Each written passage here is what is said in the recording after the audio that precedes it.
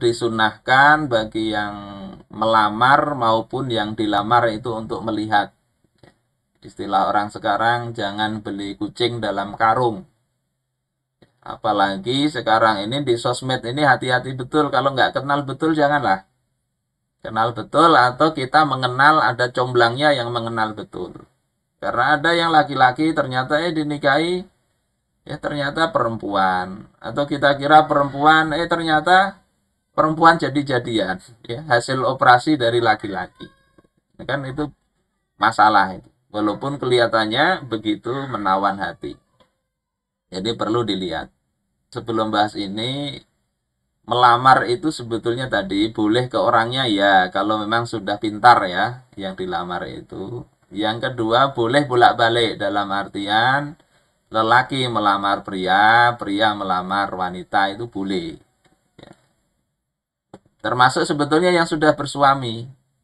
Ya, misalnya lihat Mas Pujo ini kok baik, akhirnya ada ahwat. Mau nggak Mas Pujo ngambil saya jadi istri kedua? Ini mohon maaf lah, istri pertama lah. Nah itu sebetulnya boleh, nggak masuk dari sisi pelakor, nggak. Menawarkan yang baik, ya. Walaupun ini nggak saya sarankan di zaman sekarang ya, karena tadilah zaman sekarang ini nikah baik-baik aja, kalau dia itu dai bisa di macem-macemin, apalagi kalau nggak bener.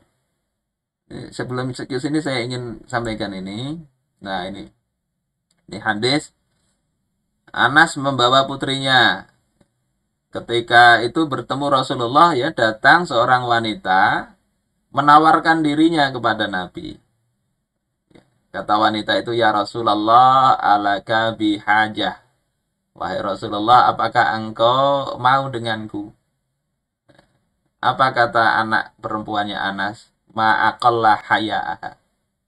Alangkah sedikit rasa malunya wanita itu. Wa sau'atah, wa sau'atah. Alangkah hina perangainya. Ini kalau kita lihat sekarang memang jadi hina ya. Orang sudah banyak istrinya datang kepada Nabi menawarkan diri untuk jadi istri. Mungkin di persepsi ibu-ibu para istri pertama ini wanita hina sekali. Termasuk di putrinya Anas itu ini hina sekali. Tapi apa kata Anas? Hiya khairu minki. Wanita itu lebih baik daripada engkau, wahai putriku. Raghibat fin Nabi sallallahu alaihi wasallam. Dia itu senang kepada Nabi. Senang kepada Nabi itu bagus. Fa'aradat alaihi nafsaha. Kemudian dia menawarkan dirinya untuk dinikahi Nabi. Bukan menawarkan untuk dijadikan gundik atau apa, bukan. Ya. Ini tentunya lihat-lihat. Nanti karena masalahnya kalau ditolak itu tetap sakit juga kalau lah. Ya. Saya ada Ustadz, dia menawarkan diri, sudah dibela-belain malu, ya ternyata ustaznya nggak mau atau nggak memang nggak senang poligami, kan malu juga sakit hati. Jadi kalau hal seperti ini walaupun boleh bagus, tapi lihat-lihat di dalam melaksanakannya. Ya. Lebih baik tanyakan ke pihak yang lain, ini si A ini mau poligami nggak? Kalau nggak mau ya sudah, nggak usah ditawarkan. Nah, sunnahnya tadi itu melihat. Kata Rasulullah, "Idza khataba ahadukum al-mar'ata fa in istata'a ay yanzura ila ma yad'uhu ila nikahiha falyaf'al." Kalau seseorang dari kalian itu melamar, maksudnya hendak melamar wanita, maka kalau mampu hendaklah dia lihat apa yang bisa menarik dirinya untuk menikahinya. Ini hadis riwayat Abu Dawud.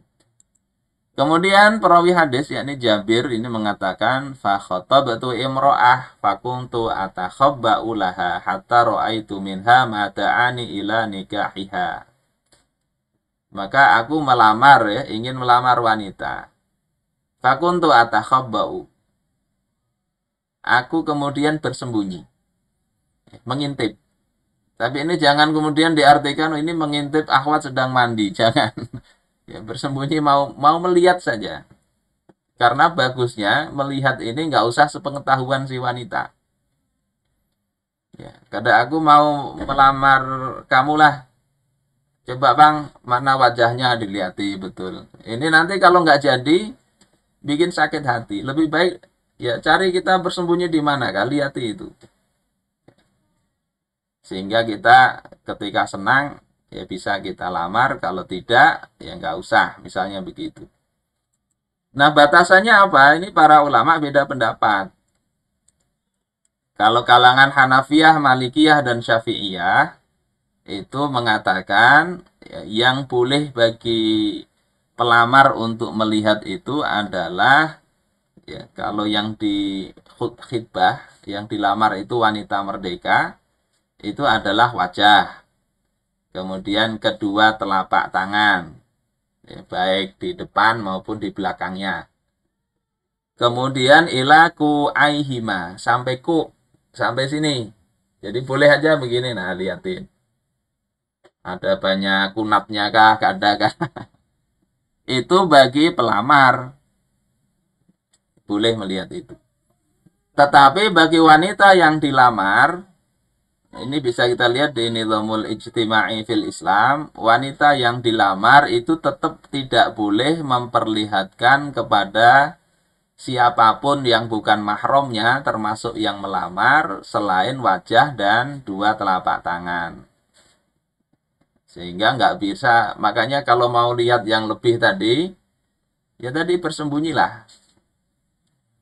Pas si ahwatnya lagi menjemur pakaian gini-gini, kan ketika kelihatan tangannya nih. Jadi nggak sengaja. Kalau diminta, si wanita coba Bang buka. Buka tangan sini misalnya.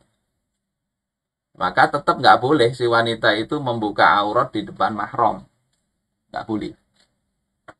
Makanya tadi Jabir ya sembunyi-sembunyi. Ya. Ini seperti itu pandangan tiga mazhab.